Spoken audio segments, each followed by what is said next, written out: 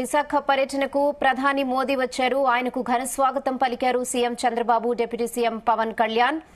ఇక వైజాగ్ లో ఎలాంటి కార్యక్రమాలు జరుగుతున్నాయి, అక్కడ సిచ్యువేషన్ ఎలా ఉందో మరిన్ని అప్డేట్స్ వైజాగ్ నుండి మా ప్రతినిధి శ్రీనివాస్ మరిన్ని డీటెయిల్స్ అందిస్తారు. శ్రీనివాస్. Thank you Rehana. కొద్దిసేపటి క్రితమే ప్రధాని నరేంద్ర మోడీ ప్రత్యేక విమానంలో ఐఎన్ఎస్ డేగాకు చేరుకున్నారు. అక్కడి నుంచి నేరుగా వెంకటాద్రి వంటిలో నుంచి ప్రారంభమైనటువంటి రోడ్ షో వద్దకు చేరుకున్నారు. ఆయనతో పాటు పవన్ కళ్యాణ్, సీఎం చంద్రబాబు నాయుడు కూడా ఓపెన్ టాప్ వెహికల్ లో అభివాదం చేసుకుంటూ కూడా ముందుకు కొనసాగుతూ ఉన్నారు. దాదాపుగా ఎంతసేపు సాగేటటువంటి ఈ రోడ్ షోలో ప్రజలందరికీ కూడా అభివాదం చేసుకుంటూ ప్రధాని నరేంద్ర మోడీ అయితే ముందుకు కదులుతూ ఉన్నారు. మరికొద్దిసేపట్లో ఏయూ గ్రౌండ్ లో ఉన్నటువంటి వేదిక వద్దకు చేరుకున్నారు. అక్కడ బహిరంగ సభలో ప్రధాని మోడీ మాట్లాడనున్నారు. మరికొద్దిసేపట్లో ఈ వెహికల్ దాదాపుగా రోడ్ షో గంట సేపు జరగనుంది. ఈ రోడ్ షో తర్వాత నేరుగా బహిరంగ సభలో మాట్లాడడానికి అయితే అక్కడ అన్ని ఏర్పాట్లు కూడా పూర్తి చేశారు. మరికొద్దిసేపట్లో ప్రధాని సభా వేదిక వద్దకు చేరుకుని అక్కడ ప్రధాని ప్రసంగించనున్నారు. ఈ రోజు దాదాపుగా 2,08,000 కోట్లు ప్రాజెక్టులకు సంబంధించి శంకుస్థాపనతో పాటు ప్రారంభోత్సవాలు కూడా చేయనున్నారు. అలాగే మరికొద్దిసేపట్లో రోడ్ షో ముగించుకుని ఏదైతే వేదిక ఉందో ఏయూ వేదిక వద్దకు చేరుకున్నారు. దాదాపుగా 3 లక్షలకు పైగా అభిమానులు అయితే ఏయూ గ్రౌండ్ వద్దకు అయితే చేరుకున్నారు. ఇప్పటికే దాదాపుగా 5,000 మంది పోలీసులతో అయితే పహారా అయితే నిర్వహించడం జరిగింది. దాదాపుగా ఇప్పటికే రోడ్ షో అయితే దాదాపుగా ఏయూ కాలేజీ వద్దకు అయితే చేరుకోవడం జరిగింది. అక్కడి నుంచి నేరుగా ప్రజావేదిక వద్దకు చేరుకుని అక్కడైతే ప్రసంగించనున్నారు ప్రధాని మంత్రి. అలాగే ప్రధాన మంత్రితో పాటు వేదిక మీదకి కేవలం 13 మందికే మాత్రమే చోటు అయితే కల్పించడం జరిగింది. ప్రధానితో పాటు AP CM Chandrababu Naidu, deputy CM Pawan Kalyan, CM Ramesh, అలాగే ఎవరైతే విమాన శాఖ ఉన్నటువంటి రామ్మోహన్ నాయుడు, ఎంపీ రామ్మోహన్ నాయుడు, అలాగే హోమ్ మినిస్టర్ అనితతో పాటు మరికొద్ది మంది మాత్రమే వేదిక మీదకి రావడం జరుగుతుంది. అయితే ప్రధానంగా ఇక్కడ ఏదైతే 2,88,000 కోట్లు 2,08,000 కోట్లు ప్రాజెక్టులను అయితే ఈ రోజు ప్రారంభించుతున్నారు. అయితే ఉమ్మడి విశాఖలో ప్రధాని మోదీ ప్రారంభించిన ప్రాజెక్టులు చూసుకున్నట్టయితే పాడేరు బైపాస్ కి దాదాపుగా 2,44 కోట్లు అయితే ఇవ్వనున్నారు. అలాగే నక్కపల్లి బల్క్ పార్క్ అయితే 1,876 కోట్లు ఇవ్వనున్నారు. అలాగే పూడిమడకలో గ్రీన్ ఎనర్జీ ప్రాజెక్టుకు దాదాపుగా 1,85,000 కోట్లు అయితే ఇవ్వనున్నారు. అలాగే దక్షిణ మధ్య రైల్వేకి ప్రధాన కార్యాలయానికి దాదాపుగా 149 కోట్లు అయితే ఇవ్వనున్నారు. అలానే దువ్వాడ సింహాచలం 3-4 ట్రాక్ల నిర్మాణం కోసం 302 కోట్లు, అలాగే విశాఖ గోపాలపట్నం 3-4 ట్రాక్ల నిర్మాణం కొరకు 159 కోట్లు అయితే ఇవ్వనున్నారు.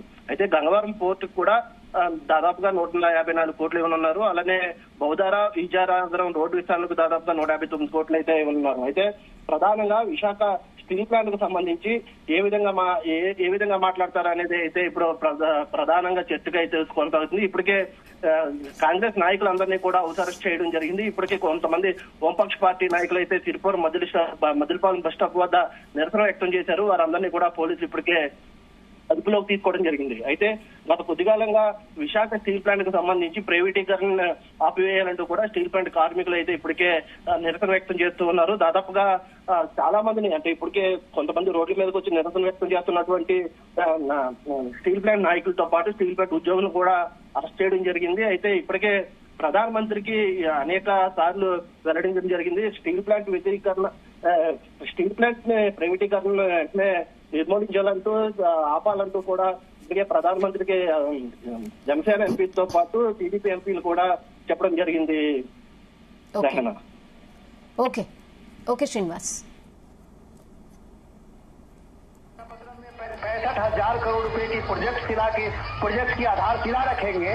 ये ऊर्जा के क्षेत्र में आप कह सकते हैं कि एक बड़ी क्रांति की शुरुआत होने वाली है और इसकी शुरुआत की नींव जब प्राइम मिनिस्टर रखेंगे तो आप कह सकते हैं कि देश की एक नई उम्मीदें, जो डिपेंडेंसी थी कन्वेंशनल एनर्जी में, आप ये कह सकते हैं पेट्रोल डीजल को लेके जो डिप्लोमेसी जियो पॉलिटिक्स थी, उसके बगल में अगर भारत ने अपनी आत्मनिर्भरता बनाई है, अगर इसके क्षेत्र में ऊर्जा के क्षेत्र में ग्रीन हाइड्रोजन को लेके, तो आप कह सकते हैं कि एक बड़ा क्रांतिकारी परिवर्तन होने वाला है।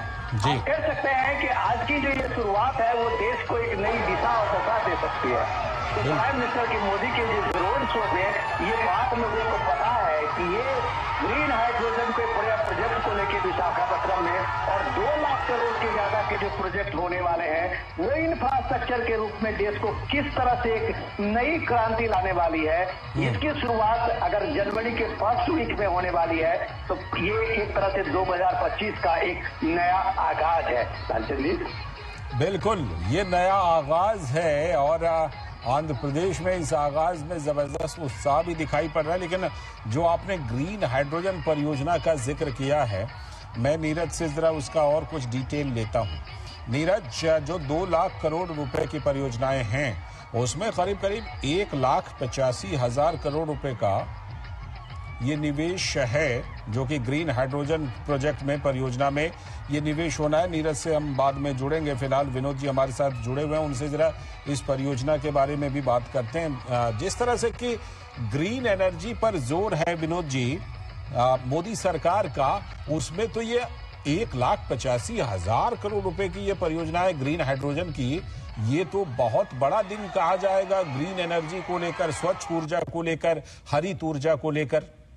डेफिनेटली आप ये कह सकते हैं कि दुनिया जिस समय में कार्बन उत्सर्जन को लेके कोई अल्टरनेट ढूंढने में अभी तक नाकामयाब रही है, भारत ने एक तरह से लीड लेते हुए दिखाया है। भारत ने इसलिए ये लीड लेते हुए दिखाया है कि ये ग्रीन हाइड्रोजन जो है एक तरह से हम लोग समझें तो ये कार्बन उत्सर्जन के जो ये संकट है उसमें एक संकट को कम करने में एक बड़ा योगदान देने वाला है। आज जब आप दिल्ली में पॉल्यूशन को लेके जब आप देखते हैं किस तरह की चिंता होती है, और ये इसका अल्टरनेट में अगर 5 साल 10 साल के बाद ये ग्रीन हाइड्रोजन एक इतना बड़ा विकल्प बनेगा, तो आप कह सकते हैं कि इस शहर में जो AQI को लेके हम चिंता होते हैं 400, 500, 1000, वो लगभग ये सारी चिंताएं खत्म हो जाएगी। तो ये जो एक उम्मीद की किरण जगी है, और ये उम्मीद की किरण अगर आपको आज विशाखापट्टनम से ये दिख रही है, तो आप कह सकते हैं कि आने वाले समय में भारत पूरे दुनिया को लीड करते हुए दिखेगा इस मामले में। और भारत एक नया संदेश भी देने की कोशिश कर रहा है उन विकसित देशों को जो एक तरह से भारत को हिदायत देते रहे थे कार्बन उत्सर्जन में, तो भारत ने इसकी पहल में आज लीड ली है। ये भी एक बड़ा संकल्प है लाल जी। और प्राइम मिनिस्टर मोदी के इस रोड शो में एनडीए के उस घटक दलों का आप कॉन्फिडेंस देखिए, और चंद्रबाबू नायडू के साथ पवन कल्याण को देखिए कि ये ट्यूनिंग है कि ये डेवलपमेंट का जो रास्ता एनडीए ने चुना है, वो डेवलपमेंट के रास्ते पे ये इसी तरह का ये प्रचंड शक्ति से आगे बढ़ते रहेंगे। ये भी एक पहले साल के पहले महीने में ये पहले हफ्ते का ये मैसेज है।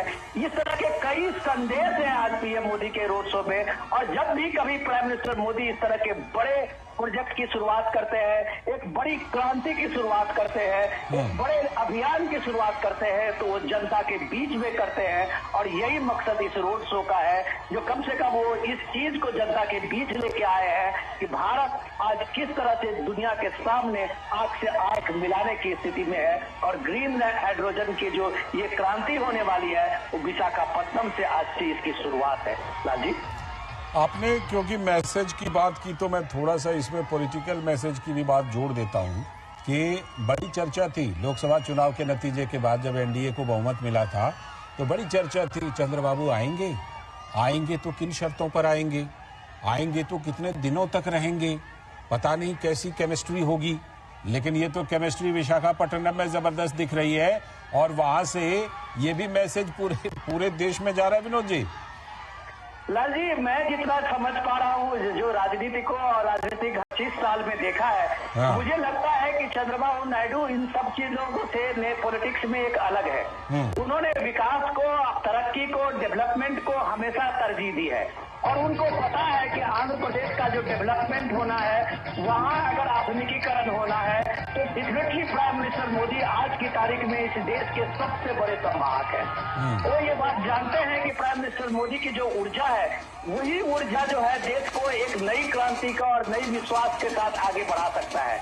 इसलिए वो कोई भी पॉलिटिकल ह्यूमर और पॉलिटिकल गेम की बात होती है, उस पर जनता कभी भी विश्वास नहीं करती है, जो आप कम से कम एक तरह से आज आंध्र प्रदेश के इस विशाखापट्टनम में लोगों के उत्साह से देख सकते हैं। प्राइम मिनिस्टर के 6 महीने, आप देख सकते हैं कि अप्रैल महीने में हुए रोड शो और आज के रोड शो में देखिए तो ये जीत का रोड शो है। और वो जीत का रोड शो इसलिए भी है, वो चुनावी रोड शो के बाद ये जीत का रोड शो इसलिए भी है कि जब प्राइम मिनिस्टर मोदी ने जब वहां कमिट किया था कि हम डेवलपमेंट को दोबारा आंध्र प्रदेश को पटरी पे लाएंगे और पूरे डेवलपमेंट के प्रोजेक्ट को यहाँ से शुरुआत करेंगे, तो आज उसकी शुरुआत में जब आप देखते हैं कि 65,000 करोड़ रुपए की ये परियोजना की शुरुआत हो रही है, तो ये एक विश्वास है जिसमें अभी 50,000 से ज्यादा लोगों को रोजगार मिलेगा। डायरेक्टली और इनडायरेक्टली आप कह सकते हैं कि लाखों लोगों को इसमें रोजगार मिलने की संभावना है। तो पूरे देश में जो ऊर्जा के क्षेत्र में क्रांति आएगी, तो अब कोई ये नहीं कहेगा कि रूस और यूक्रेन के युद्ध के बाद गैस कहां से मिलेंगे, डीजल कहां से मिलेंगे, पेट्रोल कहां से मिलेंगे। इसका अल्टरनेट ढूंढ लिया है प्राइम मिनिस्टर मोदी ने। ये ग्रीन एनर्जी के लिए, ये ग्रीन हाइड्रोजन प्रोजेक्ट को लेके ये एक बड़ा विकल्प दुनिया के सामने में बनने वाला है। ये आज का सबसे बड़ा मैसेज है। बिल्कुल, ये मैसेज है और एक साथ कई मैसेज है। आप हमारे साथ बने रहिएगा। हमारे संवाददाता नीरज सिंह भी एक बार फिर से जुड़ गए हैं। नीरज सिंह, जो हम बात कर रहे थे कि ग्रीन हाइड्रोजन, ग्रीन एनर्जी को लेकर बहुत बड़ा दिन है आज, और ये विशाखापट्टनम में है। 1,85,000 करोड़ रुपए की परियोजना है। क्या कुछ खासियत है? आपने तो जरूर वहां जाकर के इस परियोजना को देखा होगा, समझा होगा कि क्या कुछ खासियत है। भारत, भविष्य के भारत को यहाँ से क्या कुछ मिलने वाला है? नीरज, देखिए, भविष्य के भारत को बहुत कुछ लाइसेंस यहाँ से मिलेगा, और चूंकि प्रधानमंत्री आधारशिला उस परियोजना की रख रहे हैं, और आप देख रहे हैं कि मोदी सरकार का एक लक्ष्य है कि 2030 तक 500 गीगावाट जो ग्रीन नवीनीकरण ऊर्जा है उसकी जो क्षमता है वो हमको खोजना है, ताकि आने वाले समय में हम प्रदूषण मुक्त जो ईंधन है उसका हम प्रयोग कर सकें। और आप देख रहे हैं कि बड़े पैमाने पर आपने दिल्ली जैसे शहरों को देखा है कि किस तरीके से जब एक चैम्बर में तब्दील हो जाता है वो पूरा शहर, और उसमें एक बड़ी भूमिका भी रहती है जो खासतौर से कार्बन डाइऑक्साइड जो गैसें हैं उनकी भी एक बड़ी भूमिका रहती है। और आप देखें कि जब हाइड्रोजन से आप ईंधन का प्रयोग करेंगे तो हाइड्रोजन जब जलेगा तो उससे एनर्जी पैदा होगी और सिर्फ पानी पैदा होगा। और यही कारण है कि इस परियोजना का बहुत बड़ा महत्व भी है। और आप देखें कि हर साल जब भी ये परियोजना अपने मूर्त रूप में आएगी लाइसेंस, तो हर साल करीब 1 लाख करोड़ रुपए का जो हम फ्यूल आयात करते हैं उससे भी हमें मुक्ति मिलेगी। हम अपने पर्यावरण को सुरक्षित रख पाएंगे, और अगर हमारा पर्यावरण सुरक्षित है तो निश्चित तौर पर हमारे जो लोग हैं वो भी सुरक्षित रहेंगे, स्वस्थ रहेंगे। और बड़े पैमाने पर जो विदेशी मुद्रा हम जो फ्यूल का आयात करते हैं उसमें जो हमें खर्च करनी पड़ती है उससे भी हमें कह सकते हैं कि निजात मिलेगी। तो उस मायने में ये काफी महत्वपूर्ण कह सकते हैं कि प्रोजेक्ट है। और आने वाले समय में धीरे धीरे देश के अलग अलग हिस्सों में भी इस तरह के जो प्रोजेक्ट हैं वो लगाए जाने हैं, ताकि जो हमने 2030 तक जो लक्ष्य रखा हुआ है 500 गीगावाट का, उस लक्ष्य को प्राप्त भी करना है। और दूसरी बात, जब प्रधानमंत्री 2047 में विकसित भारत की बात करते हैं तो लाइसेंस विकसित भारत का संकल्प तभी पूरा हो सकता है कि जब हम आज विकसित भारत जो विकसित देश है उनके तरह हम तेजी के साथ आगे बढ़ सकें, उनकी तरह हम तेजी के साथ तरक्की कर सकें। और वो तरक्की आपको हर क्षेत्र में करनी पड़ेगी, हर राज्य को करनी पड़ेगी, चाहे वो स्वास्थ्य सुविधाओं को बेहतर करने की बात हो, लोगों को बेहतर इंफ्रास्ट्रक्चर देने की बात हो, बेहतर कनेक्टिविटी की बात हो, बेहतर जो तमाम जो सुविधाएं हैं वो देने की बात हो। तो उसी दिशा में आप देखें कि लगातार प्रधानमंत्री प्रयास कर रहे हैं, और इसी प्रयासों का ये नतीजा है कि आने वाले समय में हम कह सकते हैं कि हमको ग्रीन एनर्जी के रूप में भी जो ईंधन है वो मिलेगा, ताकि हमारा स्वास्थ्य भी ठीक रहेगा और हमारे जो वातावरण है वो भी सुरक्षित रहेगा। लालचंद, बिल्कुल, ये अपने आप में बहुत ही महत्वपूर्ण है ये परियोजना। विनोद जी, जो बात हम कर रहे थे मैसेज की, आमतौर पर जब केंद्र के साथ साथ किसी राज्य में भारतीय जनता पार्टी की सरकार होती है तो उसको डबल इंजन की सरकार कहते हैं और उसके तमाम फायदे हैं।